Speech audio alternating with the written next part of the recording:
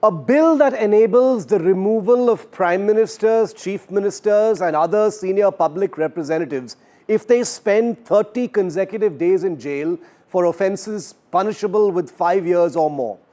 Isn't that exactly how it should be in our country since we've suffered corruption for so long? Does any part of what I've just said sound wrong to you? Well, yes, according to all the leading lights of India's vibrant opposition, from the Gandhi siblings to Asaduddin Owaisi to stalwarts of Mamata Banerjee's party and beyond. They say the bill is rape of the Constitution. Now let's examine this a little closely because this is a story that involves us all. But first, let's not kid ourselves.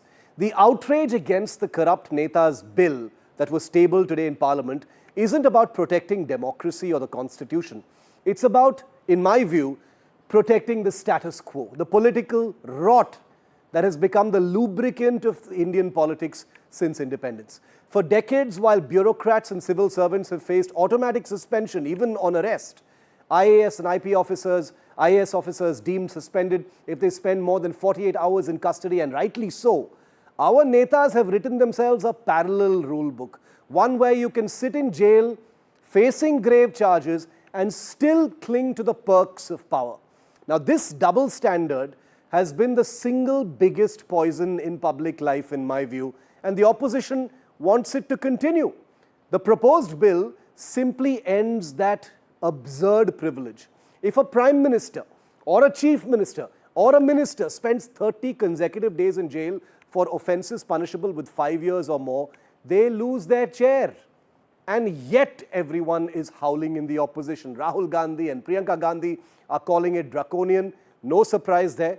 Rahul Gandhi is often seen venerating Lalu Prasad Yadav, that patron saint of corruption in Indian politics, the OG victim of a Congress-backed law once upon a time that disqualified convicted MPs. Remember that? Is that the Gandhi's true commitment to anti-corruption reform? Cheer it when it hits their rivals and junk it when it threatens their friends? Today, leaders shamelessly cling on in office until the court rips the chair from beneath them. Arvind Kejriwal sat in jail for 6 months, blasted by both the Supreme Court and Delhi High Court, called out for concealing proceeds of crime and yet refused to resign. Hemant Soren had to be escorted by the ED to Raj Bhavan to finally hand in his resignation. The DMK's Senthil Balaji coolly ran his ministry from prison until the Supreme Court called it dishonesty. This is not political accountability. It's political brazenness into which poison has been allowed to seep for decades now. Once upon a time, there was Om Prakash Chautala, A. Raja, even Lalu, who resigned when cornered, not out of nobility, but because public opinion and shame still meant something. Now that is gone. Today's political class has no shame left to lose, which is why this bill is said to be necessary, and I believe it is so. So when you see opposition leaders scream about constitutional propriety, about how this is becoming a Gestapo state, remember, they aren't defending the Constitution. They're defending their last line of impunity on some silly technicality when they should be seen to be supporting something that seeks to bring an end to political corruption. They are spooked because they know this bill doesn't just target motivated charges, it targets their comfort zone of zero consequences. They can cry all their lungs out and say, this is about vendetta, this is about score settling, this is about washing machine. But the nation sees them standing against a reform on corruption.